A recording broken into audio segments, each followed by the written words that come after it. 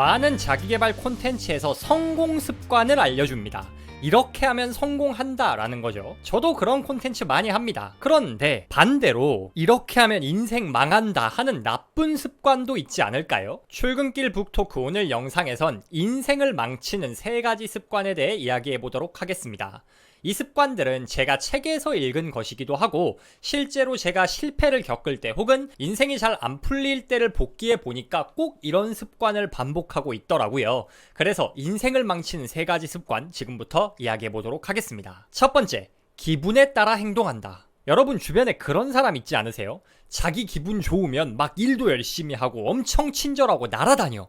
그런데 기분 좀 안 좋으면 힘들다고 찡찡대고 지 할 일도 안 하고 옆에 있기만 해도 이미 쭉쭉 빠지는 그런 사람들 있지 않으세요? 그런데 그런 사람한테 신뢰가 갈까요? 당연히 안 갈 겁니다. 인간이 누군가를 신뢰한다라는 말의 전제에는 예측 가능성이 깔려 있습니다. 이 사람한테 가면 이 정도 퀄리티의 결과물이 나온다. 이 사람에겐 따뜻한 반응을 기대할 수 있다. 뭐 이런 게 있어야 신뢰를 하는 거죠.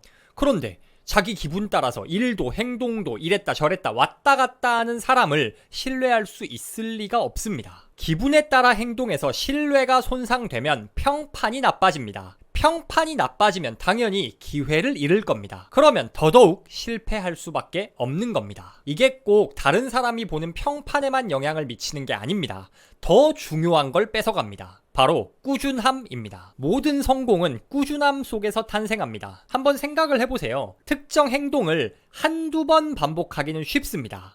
기분이나 컨디션이 정말 좋을 때 운동하고 공부하고 독서도 하고 유튜브 영상도 만들고 뭐 다 할 수 있죠. 그런데 이게 언제 무너지냐? 기분이 안 좋을 때, 몸이 힘들 때, 도저히 하고 싶지 않을 때 무너지는 겁니다. 꾸준함의 정의는 하고 싶을 때만 하는 게 아니라 하기 싫어도 필요한 일을 반복하는 것입니다. 5초의 법칙이란 책에서는 이렇게 말합니다. 그 순간의 감정은 대개 자신의 꿈이나 목표와 일치하지 않는다.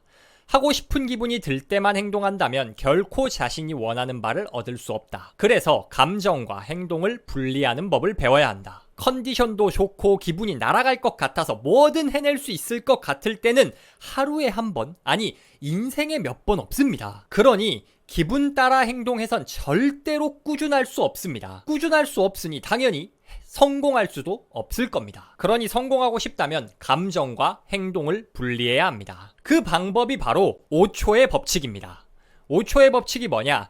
해야 할 일이 있는데 영 하기가 싫다. 침대가 나를 끌어당긴다. 그러면 5초를 세고 바로 움직이는 겁니다. 5, 4, 3, 2, 1 이렇게 숫자를 세고 기분과 컨디션에 상관없이 행동을 시작할 때 인생이 바뀝니다. 인생을 망치는 두 번째 습관은 소설을 쓰는 겁니다. 여러분 인생에 어떤 사건이 발생했을 때 그 사건이 우리를 힘들게 하는 게 아닙니다. 우리를 힘들게 하는 건 그 사건에 대해 엄청난 상상력을 발휘해 머릿속에 쓰는 소설입니다. 가령 관심 있는 이성에게 카톡을 보냈어요. 그런데 씹혔습니다.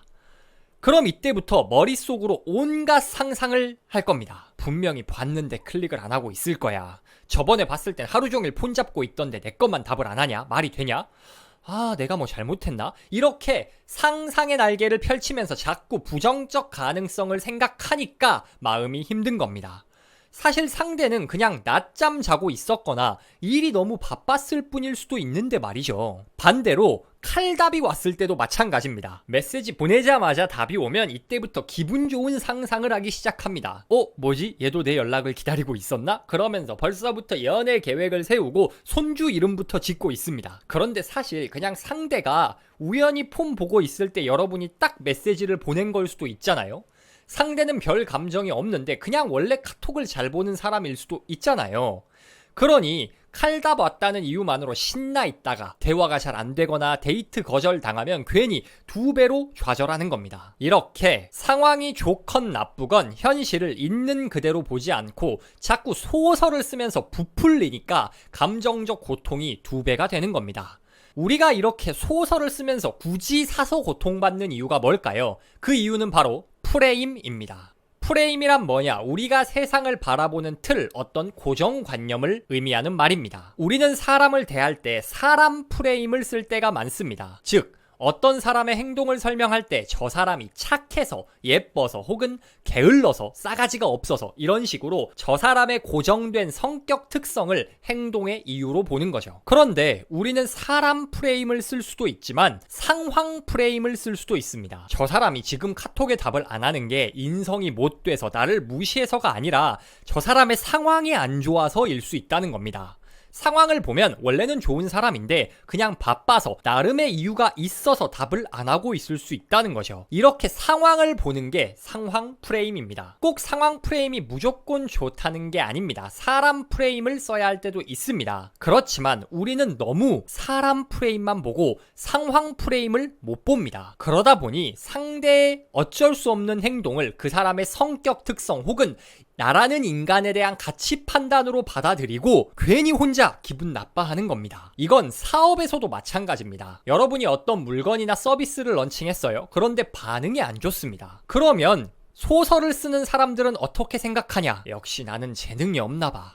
사업은 아무나 하는 게 아닌가 봐. 내가 못생겨서 손님들이 안 오나? 이런 말도 안 되는 부정적 상상에 빠져듭니다. 그런데 사람들은 물건이나 서비스가 마음에 안 들어서 혹은 몰라서 구입을 안 한 거지, 당신이 어떤 사람인지, 당신이 알바든 사장이든 한국인이든 외국인이든 관심이 없습니다. 제3자 입장에서 바라보면 딱 답이 나옵니다. 북토크 영상이 가끔 조회수가 안 나오고 혹은 가끔 댓글로 욕을 먹을 수도 있겠죠. 그런데 그렇다고 해서 저라는 사람이 쓰레기가 되는 건 아닙니다. 제 영상의 퀄리티가 조금 나빴을 뿐이지 제 본연의 가치가 훼손되진 않는다는 겁니다. 그럼 그때 저는 어떻게 반응해야 할까요?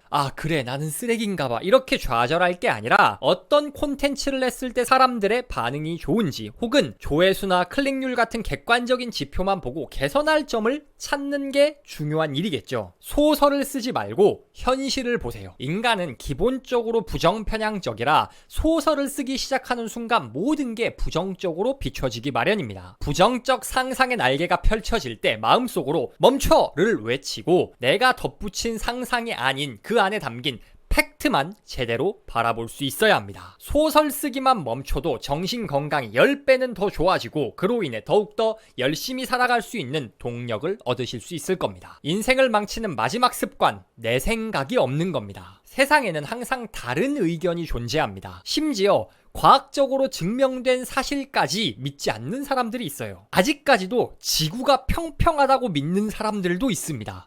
이게 어디 아마존 밀림 원주민 이야기가 아니라 세계 최선진국인 미국에서 굉장한 인기를 누리는 NBA 스타가 한 말이에요. 이렇게 객관적 사실도 의견이 갈리는데 누가 봐도 호불호 혹은 다른 의견이 존재할 수 있는 분야에선 오죽하겠습니까? 즉, 대부분의 경우에선 내가 다른 사람에게 무슨 말을 듣던 그 말이 잘못된 말일 수 있다는 겁니다.